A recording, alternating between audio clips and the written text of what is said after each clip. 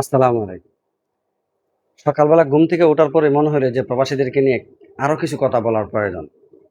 আরে কিছু বলতে পারলে মনে হয় কিছু প্রবাসী ভাই আছে যারা নিজেকে শুধরাইতে পারবে অথবা পরিবর্তন করতে পারবে। আর যে আমার কথাগুলো শুনে পরিবর্তন হতে পারবে, নিজেকে পরিবর্তন করতে পারবে, সেই একদিন সফল হবে। হ্যাঁ, আমরা যখন প্রবাসে আসছি তখন আমাদেরকে কেউ বুঝায় নাই ভাই। কেউ বুঝায় নাই যে তুমি এটা করো, ওইটা করো, ওইটা করো, ওইটা করো। নিজের মতো করে চলছে। একটা রুমমেটের ৫ জন রুমমেট যদি থাকে দেখবেন যে ছেলেটা তার আত্মীয়-স্বজন, বন্ধু-বান্ধব সবাইকে ত্যাগ দিয়ে সে প্রবাসের মধ্যে আসে, রুমের মধ্যে যায়, ঘুমায় আর আলাতুল কাজ করে, পরিশ্রম করে। সে বুঝে গেছে যে পরিশ্রম কাউকে ধোঁকা দেয় না। আর ওই যে যাদের সঙ্গে কথা বলবেন তারাই একদিন আপনাকে ধোঁকা দিয়ে দেবে। দিন শেষে সেই সফল। আর আমাদের মতন লোক রুমের মধ্যে ডিউটি শেষ করে গিয়ে হেডফোন লাগাইছি, হয়তো মুভি দেখছি, নাটক দেখছি, অথবা সারাদিন ফ্যামিলির কারো না কারো সঙ্গে কথা বলছি, বন্ধুর সাথে আড্ডা মারছি অনলাইনের মধ্যে।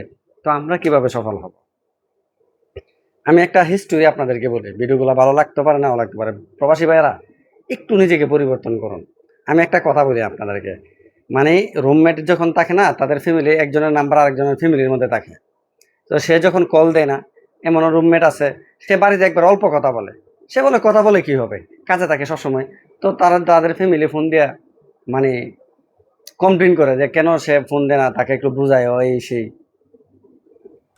যে ছেলেটা ফোনে কথা বলতো না, কম বলতো, ওই সে যদি সৌদি আরব থাকে, সৌদি প্রবাসীর ৫ তলা বিল্ডিং নাম লেখা থাকে তার বাড়িতে। সে যদি কাতারে থাকে, কাতার প্রবাসীর ৫ তলা ভবন।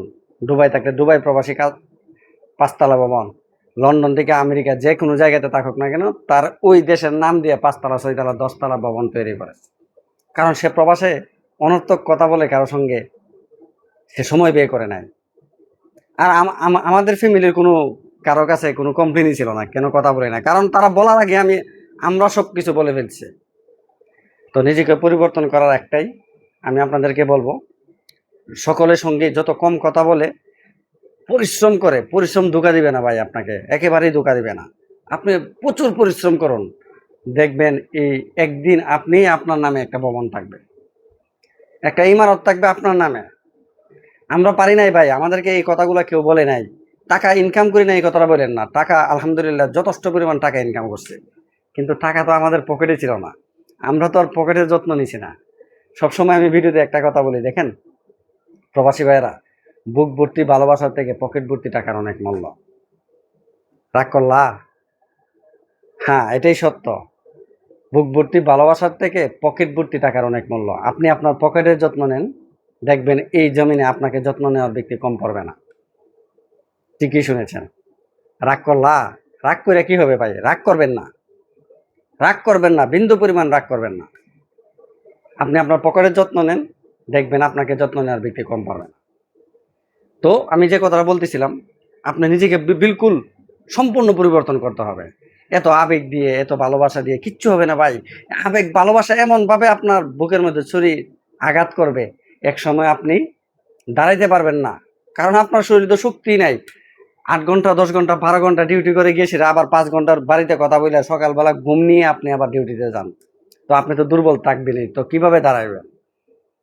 এইজন্যই বলছি যে নিজে শক্তিশালী হন, আরেকজনকে কাঁধে নিয়ে হাঁটতে পারবেন।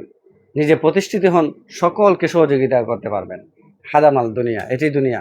প্রবাসী ভাইয়েরা যদি আমার ভিডিওগুলো সম্পূর্ণ দেখে থাকেন, অবশ্যই কমেন্টে আপনার মতামত জানাবেন।